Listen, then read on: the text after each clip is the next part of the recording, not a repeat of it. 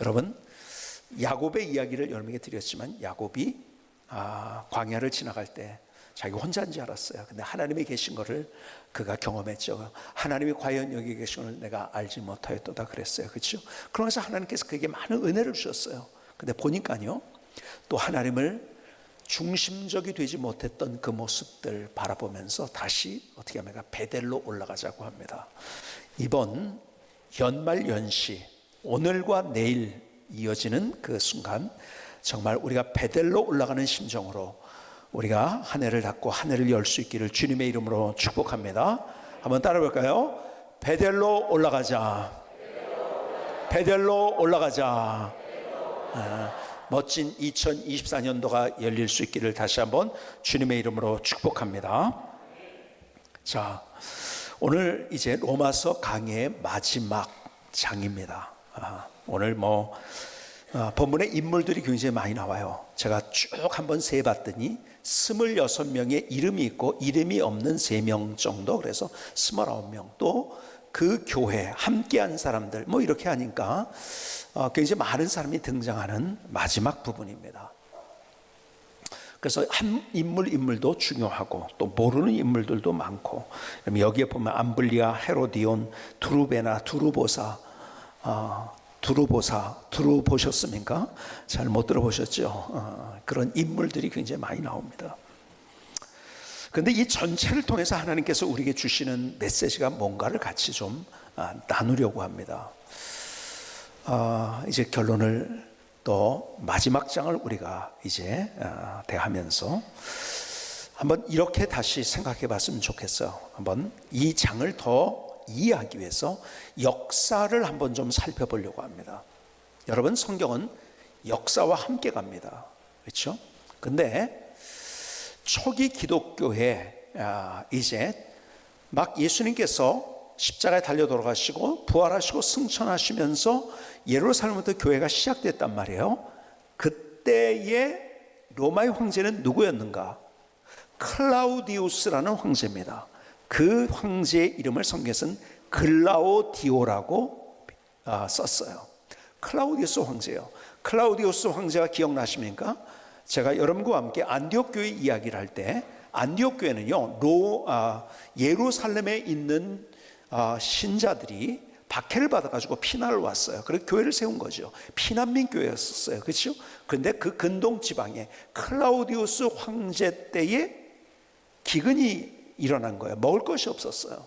근데요, 자기들도 어려운데 기가 막힌 일이죠. 안디옥 교인들이요, 같이 이거 왜 이런 짓 하냐 이러지 않았어요. 야, 우리도 없는데 그러지 않았어요. 같이 모아서 자기의 고향 교회로 보냅니다. 예루살렘과 유다로 보냅니다. 참 기가 막힌 일이에요. 하나님께서는 그래서 안디옥 교회를 사용하신 거예요. 예루살렘 교회도 대단하지만 그러나 정말 대단한 교회는 안디옥 교회였었죠. 그래서 안디옥 교회를 기점으로 해서 바울과 바나바를 통해서 이제 전 세계를 향해서 가는 그 길이 열려지게 된 거예요. 하나님이 안디옥 교회를 사용하신 거예요. 그 이면에는 여러분, 자기도 부족하지만 나누려는 그 마음, 참 기가 막힙니다. 여러분, 개인도 그렇고 교회도 그렇고 우리가 함께 그렇게 할 때 하나님이 우리를 사용하시는 거죠. 자, 그 클라우디우스 황제 때요. 근데 클라우디우스 황제는요, 이렇게 좀 인기가 있었던 황제가 아니었었어요. 그리고 그때 기근도 있었고 근동 지방에. 그런데요, 로마의 소요 사태가 많이 일어났어요. 그래서 그때 어떤 일이 있었냐면 로마에 사는 유대인들을 다 추방을 시켰습니다. 그러니까 로마에 살고 있었던 유대인들 다 가라. 그래서 많이 어디로 갔냐면 고린도로 가게 됐습니다. 그 당시 역사학자들의 이야기를 들어보니까 약 2만 5천 명 정도의 유대인들이 추방을 당한 거예요. 그러니까 다른 얘기로 한다면 약 2만 5천 명 정도의 유대인들이 살고 있었다는 거죠. 그런데 다 추방을 당했어요. 그때 성경에는 그 당시의 한 장면을 소개를 합니다. 어떤 장면이냐? 역사와 함께 사도행전 18장 1절에 이렇게 기록을 하죠. 그 후에 바울이 아덴을 떠나, 아덴을 떠나 고린도에 이르러, 고린도에 도착했어요, 바울이. 근데 누구를 만났는가? 아굴라라는 본도에서 만난 폰투스라는 곳입니다. 본도에서 만난 유대인 한 사람을 만나니 클라우디우스죠. 클라우디오가 모든 유대인을 명하여 로마에서 떠나라 한 거로 그가 그 아내 브리스길라와 함께 이달리아로부터 새로 온지라. 바울이 그들에게 감해. 자, 성경은 역사와 함께합니다. 그 추방령이 떨어졌을 때 거기에 살고 있었던 아굴라와 브리스길라가 있었어요. 그래서 로마를 떠나야 됐어요. 고린도로 왔어요. 거기서 누굴 만났죠? 바울을 만났고 마침내 어떤 일이 벌어지죠? 이 브리스길라와 아굴라는요, 바울을 목이라도 내어놓고 그냥 목숨 걸고서 도와줬던, 있는 힘을 다해서 도와줬던 바울의 특별한 동역자였었어요. 그 사건이 바로 추방령이 내려져 가지고 그래서 고린도에서 만났던 거예요. 자, 이제 추방령이 내려졌어요. 그리고 나서 클라우디우스 황제가 죽게 됩니다. 암살을 당하죠. 왜 암살을 당했는지 여러 가지 역사에서는 이야기가 있지만요. 그리고 나서 황제, 그 다음 황제가 누굴까요? 그 사람이 역사의 유명한 네로 황제입니다. 네로 황제가 됐어요. 여러분, 네로 황제를 우리가 이상하게 보지만 사실 후반부가 잘못됐는데 전반부에서 이 사람이 똑똑한 사람이었고요. 그 다음에 로마를 좀 뭔가 재건하려고 했었고요. 그 다음에 이 사람은요, 예술에도 아주 대단한 사람이었었어요. 참 선정을 하려고 했던 사람인데 나중에 삐뚤어지게 됐고, 그리고 이제 로마의 화재가 났을 때 여러분이 아는 대로 그 화재의 원인을 크리스찬들에게 돌려가지고 크리스찬들이 많이 죽고 하는 그러한 일들이 일어나게 되기는 했죠, 나중에. 자, 그런데 보세요. 네로가 황제가 된 후에, 그러니까는 AD 49년에, 서기 49년에 추방령이 내려졌는데 다시 네로가 황제가 된 후에 다시 유대인들을 로마로 오게 했습니다. 이유는 두 가지예요. 첫 번째, 그 칙령을 내린 클라우디우스 황제가 죽은 거예요. 그러니까 뭐예요? 칙령이 다 무효가 된 거예요. 그런데다가 네로가요, 좀 로마를 좀 특별하게 만들고 싶었어요. 그래서 경제 부흥을 좀 일으키자. 그러자면은 이 유대인들이 돈이 많았어요. 이게 다음은 유대인들이 장사를 잘하잖아요. 그렇죠? 세계 어느 날 2000년 동안 그들은 그렇게 살았잖아요. 그러니까 그들이 와야지 뭔가 경제가 활성화될 것 같다 생각해서 유대인들을 다시 오게 했어요. 그러니까 유대인들이 떠났다가 5년 만에 다시 로마로 돌아오게 된 거예요. 자, 역사는 그래요. 자, 그렇다면 교회 입장에서 그 역사 속에서 어떻게 됐을까요? 여러분, 교회가 처음에 세워질 때는 다 유대인들을 통해서 복음이 전파된 거예요. 그리고 사도 바울이 복음을 전할 때는 꼭 도시에 가가지고 거의 대부분 흩어진 디아스포라 유대인들이 있었기 때문에 회당이 반드시 였습니다. 유대인들은 10명만 되면 회당을 세웠으니까요. 랍비를 초청해가지고 그래서 회당에서 복음을 전했던 거예요. 빌립보라는 도시 외에는 성경에 나오는 사도 바울이 발을 디뎠던 모든 곳에 가서는 다 회당에서 복음을 전한 거예요. 흩어진 유대인들을 하나님이 사용하신 거죠. 자, 마치 우리가 여러분 아시는 대로 1930년대에 이 블라디보스톡에서 시작해가지고서 우리 한국 사람들, 한민족, 거기에 살고 있었던 한국 사람들을 소련이 다 기차에 실어가지고서 소련으로 가가지고, 여러분 지금으로 얘기하면 우즈베키스탄, 카자흐스탄 뭐 이런 데다가 불모지에다가 그냥 다 뿌려놨잖아요, 그냥. 그래서 그런 사람들을 소위 말해서 고려인이라고 이야기를 합니다. 그래서 까레스키. 그래서 여기 주민호 선교사님, 해외선교 회장님도 계시지만 거기에서 카자흐스탄에 사역을 하면서 사실은 카자흐스탄이 복음으로 돌아올 수 있었던 중요한 이유는 그 흩어진 한국 사람들, 디아스포라를 통해서 복음이 전파될 수 있는 그런 많은 통로가 됐던 거예요. 유대인들 그 역할을 했거든요. 그러니까 유대인들을 중심으로 해서 교회가 세워졌던 거예요, 사실은. 그렇죠? 그리고 거기에 이방인들, 소위 말해서 헬라인들이 붙게 된 거죠. 그래서 교회가 세워진 거예요. 그래서 그 안에 유대인과 헬라인 크리스찬들이 생기게 된 거죠. 자, 그렇다면 잘 그림을 그려보세요. 로마의 교회 안에는 유대 크리스찬도 있었고 헬라 크리스찬도 있었어요. 그렇죠? 그런데요, 유대 크리스찬들이 다 추방을 당한 거예요. 그럼 누구만 남았을까요? 네? 헬라 크리스찬들만 남은 거예요. 그렇죠? 그러니까 이방 크리스찬들이죠. 유대인들이 이방인이라고 생각하는, 뭐 자기들 외에는 다 이방인이니까 이방이라고 생각하는 그런 사람 크리스찬만 남은 거예요. 그리고 5년이 됐어요. 다시 돌아오게 됐어요. 여러분, 얼마나 감격적인 재회를 했을까요? 왜요? 그들은 가족같이 살았잖아요. 그렇죠? 너무 감격스럽고 다시 만났을 때 끌어안고 눈물을 흘리고 너무 감사하고 감동했을 거예요. 우리가 떠났는데도 교회를 이렇게 잘 지키다니 너무 기가 막혔을 거예요. 그렇죠? 근데 문제는 그 다음이에요. 잘 생각해 보세요. 왔더니, 자, 이 상황을 먼저 여러분이 그려보면 알 것 같아요. 우리 오래전에 우리가 이산가족 찾기 하는 거 했었죠. 그렇죠? 막 여의도에서 막 붙여놓고 누구를 찾는다 그래서 막 그걸 만나가지고서 막 그냥 감격의 눈물을 흘리고 막 끌어안고 난리가 났었어요. 막 우리 모두 울었죠. 저도 많이 울었습니다 그때.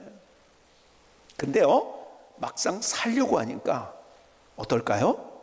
살았던 환경이 틀리고요, 이미 결혼했고 또 이렇게 서로 가족이 좀 이상하게 만들어지고 막 이러면서 여기서 오는 갈등들, 이런 것들 때문에요, 제가 아는 몇 가정이 있는데 그 다음에 결국은 갈등 때문에 서로 이렇게 남이 돼버린 그런 경우들도 많이 있더라고요. 자, 다시 로마 교회로 가볼까요? 감격적인 재회를 했지만 문제는 이거예요. 교회가 달라진 거예요. 어떻게 달라졌을까요? 먹는 것이 달라졌어요. 그래서 13장 14장에서 어떤 얘기를 합니까? 먹는 것에 대한 이야기를 이제 하죠. 고기를 먹을 때도 유대인들은 절대 고기 안 먹었어요. 왜? 제사, 이방 신에게 제사한 거, 그거는 안 먹었. 근데 이 헬라 사람들은 먹고 있거든요. 여러분, 모든 것이 달라진 거예요. 예배 순서가 달라졌어요. 설교가 달라졌어요. 리더가 달라졌어요. 모든 게 달라졌어요. 그런데 여러분, 역사 속에서 두 개의 물줄기가 흘러나온다고 역사가들이 얘기를 합니다. 뭐죠? 소위 말해서 헬레니즘과 헤브라이즘, 유대인들을 중심하는 헤브라이즘과 헬레니즘, 역사의 큰 줄기라고 얘기합니다. 그러니까 이 두 가지는요, 서로 상충되는 게 많이 있었던 거예요. 얼마나 다른 것들이 많이 있었을까요? 이게요, 눈에 거슬리는 것도 많았고요, 이게 이렇게 하면 안 되는데 방법론적으로 충돌하는 것이 너무 많았던 거예요. 그렇겠죠? 여기까지 그림이 잘 그려지시나요? 그렇죠? 그런데 그럼에도 불구하고 갈등할 수밖에 없는 구조였는데 서로 이해를 못하고 그리고 갈라지고 갈등할 수밖에 없는 구조였는데 더군다나 다양한 민족적, 인종적 그런 배경들이 있어요.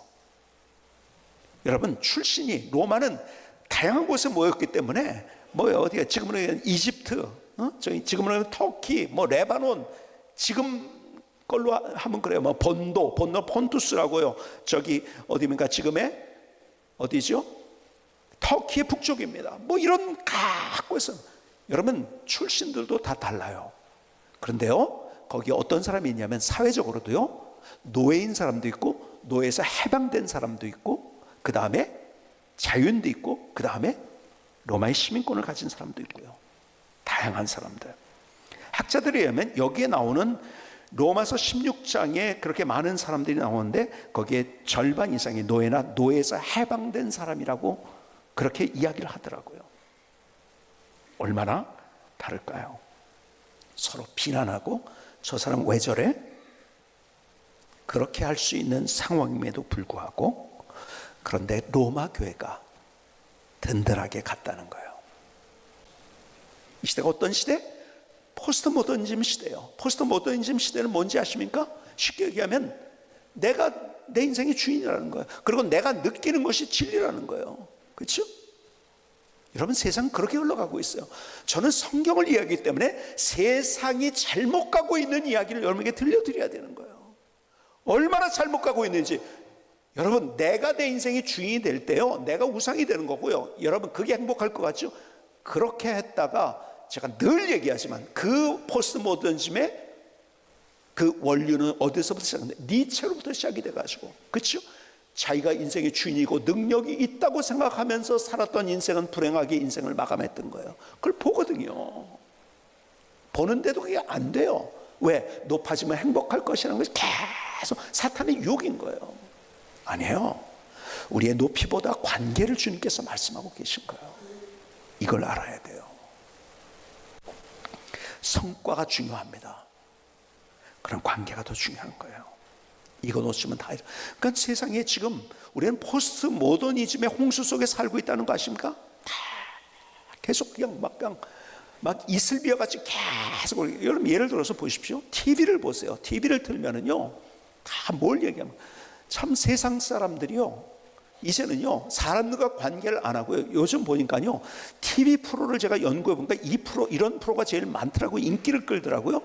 어떤 연예인들이나 유명한 사람들이 노는 장면, 자기들끼리 얘기하는 장면, 그래서 마치 자기도 거기에서 노는 것 같고 얘기하는 것 같은 착각으로 사람들이 살고 있는 거예요. 거기에다가 나 혼자 산다. 야, 저렇게 혼자 좋겠다. 여러분, 세상은 계속 지금 얘기한 대로 포스트 모더니즘을 그냥 막 투하하고 있는 거예요. 그냥 나도 모르게 세뇌받고. 그러니까 성경의 원리는 이건데, 공동체성을 이야기하는데 아니야, 내가 중심이고 내가 하고 싶은 거 해야 되고 내 느낌이 맞고. 그러니까 어떻게 합니까? 혼자 돼야 되잖아요. 그렇죠?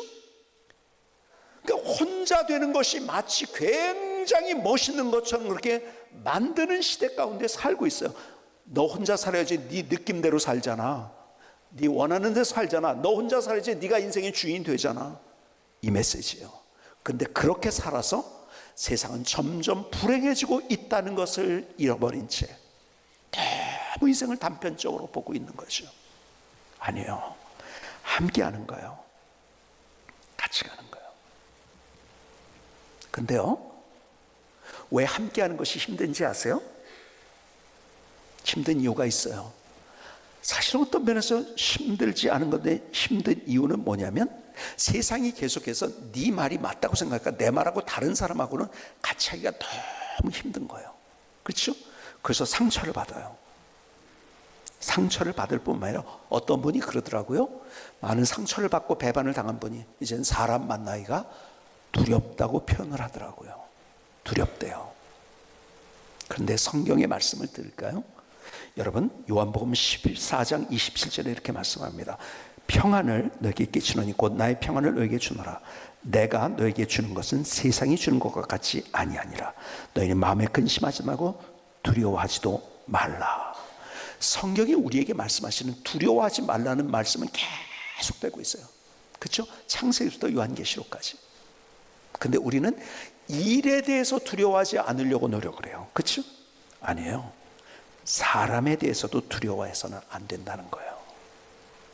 이 세상은 사람들 때문에 힘들 뿐만 아니라 이제 사람 만나는 걸 두려워하는 시대가 됐어요. 근데 성경은 주님께서 우리에게 말씀하신 두려워하지 말라고 말씀하세요. 왜 그런지 아세요? 결국 인생의 가장 멋진 드라마는 내가 어떤 성과를 얻었느냐가 아니라 어떤 관계를 맺었느냐 하는 거예요. 이걸 하셔야 돼요. 여러분, 굉장히 나를 힘들게 하는 사람이 있어요. 나를 어렵게 하는 사람이 있어요. 나를 욕하는 사람이 있어요. 뒤에서 수근수근 하는 사람이 있어요. 나는 그 사람 만나고 싶지도 않아. 아니, 그리고요, 그 사람을 사람같이 여기지 않아. 자, 그런데요, 하나님은 우리에게 이 내가 누군지에 대해서 여러분들이 이거를 다른 데서는 알려줄 수 없는 성경을 통해서 우리에게 말씀하실 뿐만 아니라 하나님은 우리 정말 중요한 것들을 계시된 말씀으로 주시는데요, 우리의 자연 계시를 통해서도 우리에게 교훈해 주시는 것이 굉장히 많이 있어요. 그 중에 하나가 이런 거죠. 예를 들자면, 여러분, 이 산소는 타는 성질을 가지고 있어요. 그렇죠? 수소는 폭발하는 성질을 가지고 있어요. 다 기체예요. 근데 두 개가 만나면 이건 기가 막히게, 이건 끝나는 거예요, 그냥. 근데 이게 웬일입니까? 두 개가 만났는데 끝장난 게 아니에요. 둘이 만나면 끝장나야 돼. 근데 끝장난 게 아니에요. 뭐죠? H2O라는 물이 만들어집니다. 여러분, 물이 있어야 생명이 있는 거예요. 그래서 다른 데도 어디에 생명이 있는가 이걸 관찰하는 사람들은 그 어떤 행성에 물이 있냐 이걸 자꾸 관심을 갖는 거잖아요. 그렇죠? 여러분, 의외에 완전히 이거 둘이 만나면 끝장나는 것 같은, 폭발할 것 같은 두 개가 만났는데 물이 돼버리는 거예요. 주님이 이 말씀을 우리에게 해주고, 여러분, 관계가 그렇다는 말씀을 우리에게 해주고 있는 거예요. 여러분, 과학적으로 이것을 요즘 이렇게 표현을 합니다. 창발성이라고 이야기를 합니다. 창발성. 창발성은요, 뜻밖의, 이거는 이렇게 만나면 안 되는데, 이 원소와 이런 어떤 물질들이 이렇게 만나면 안 되는데, 그렇게 만나가지고 기가 막힌 일이 일어나는 거예요. 여러분, 하나님께서는 우리의 관계 속에서 그렇게 만들길 원하시는데 우리는 너무 두려워해요. 염려해요. 아세요? 여러분, 제가 고등학교 시절의 이야기를 여러분에게 들려드린 적이 있어요. 저는 고등학교 때 친구 중에 하나가 저를 진짜 힘들게 했어요. 우리 아버님이 목사님인 걸 알고 저를 쫓아와가지고, 친구들이 꼭 있을 때만 그래요. 이제 새로운 친구들을 만났는데, 고등학교 1학년 때 새로운 친구들을 만났는데 그 친구가 이러는 거야. 야, 니네 아버지 목사라면서 우리 아버지 중인데 나랑 싸울래? 그러는 거예요. 야,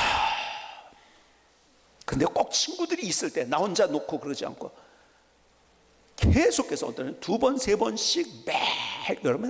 여러분, 제가 감성이 예민한 고등학교 시절에 너무너무 힘들었어요. 이런 왼수가 없죠. 그렇죠? 학교 가는 게 힘들고요. 여러분, 그 가족 속에 들어가야 돼요. 가족 공동체. 내가 바쁘고 어쩌고 아니에요. 참여할 수 있는 참여하고, 내가 거기에 소속을 해가지고 기도 제목을 내두면서 같이 여러분 교제를 해 가야 되는 거예요. 여러분, 기관에서 어떤 다른 여러 가지 있잖아요. 찬양대가 있어요. 또 교사가 있어요. 각양의 많은 것들인데, 그런데 들어가서 우리가 함께 해야 되는 거예요. 함께. 자, 그런데요, 내년도를 바라보면서 제가 김재용 목사님이 주도해서 내년도 표요를 다른 목사님들과 함께 정하십시오, 제가 그랬어요. 근데 나온 게 뭐냐면 저거예요. 일어나라, 함께 가자. 근데 오늘 마지막 설교하고 이게 맞더라고요. 또 너무 기가 막히게 너무 잘 졌어요. 한번 저를 따라서 해볼까요? 일어나라, 함께 가자. 일어나라, 함께 가자. 함께 가는 거예요. 지금 아이들 참 잘하는, 불쌍해요. 친구가 아니라 그들은 기계와 놀고 있어요. 이것처럼 가슴 아픈 일이 있을까요? 그래서 우리 교회가, 주일학교, 우리 어린이들을 위해서 교회가 고향이 없어진 시대에 우리가 교회가 고향이 되도록 만들자는 그런 얘기를 제가 합니다. 관계가 없어졌어요. 혼자예요. 요즘 아이들은 있죠? MZ 세대들은요, 전화 받는 걸 두려워한다가, 무슨 전화를 두려워할까? 두려워해요. 제가 만나서 얘기를 해봤어요. 왜 그런지 아세요? 문자만 하다 보니까. 전화를 해본 경험이 없어요. 너무 불쌍한 세대를 살고 있어요. 가슴 아파요. 그들에게 교회 나오기 위해서 사회성을 길러주고, 사회성 없는 인생은요, 가장 비참한 인생이에요. 그래서 제가 말씀드리죠. 그래서 이제는 교회가 기회가 온다고 내가 얘기합니다. 아이들 혼자서 그냥 아무것도 안 하는 척 그러고 있으니까요, 기회만 붙들고 있으니까요, 교회로 끌고 나오는, 예수 안 믿는 사람들, 야, 교회 가라, 그럴 시대가 이제 바로 옵니다. 기회인 거예요. 여러분, 내가 예수 믿고 하나님의 자녀가 됐어요. 그 은혜를 경험했어요. 천국을 소유했어요. 그럼 내가 어떻게 살 것인가? 혼자가 아니에요. 함께 손잡고 끌어주고 밀어주고 당겨주고 격려해주면서. 여러분, 혼자 방구석에 있으면 안 돼요. 외딴 섬이 되면 안 돼요. 손을 먼저 내밀어 주는 거예요. 여러분, 여러분의 가정 속에서도 여러분 남편을 바로 보지 마세요. 그러면 싸웁니다. 화납니다. 보기만 해도 화가 난대요. 뭐 보는데 그렇게 화가 날까? 근데 많은 분들이 그런 표현을 하대요. 보기만 해도 화가 난대요. 왜 그런지 아세요? 바로 보니까, 하나님을 통해서 안 보니까. 내가 먼저 손 내밀어 주는 거예요. 함께 하는 거예요. 여러분의 일터에서, 사역지에서, 교회에서 우리가 함께 하는 거예요. 여러분, 가장 멋진 드라마는 일의 성과로 만들어지지 않습니다. 관계 속에서 만들어집니다. 그런데 그 관계는, 하나님의 드라마는 가장 기가 막히게 어그러진 관계 속에서 하나님이 누구신가의 기적의 드라마를 보여주십니다. 일어나 끌어주고 밀어주고 당겨주고 힘을 북돋아주면서 하나님을 통해서 그 사람을 보면서 과거에서 얘기하는 창발성의 드라마가 바로 여러분들의 삶의 현장에 나타날 수 있기를 주님의 이름으로 축복합니다.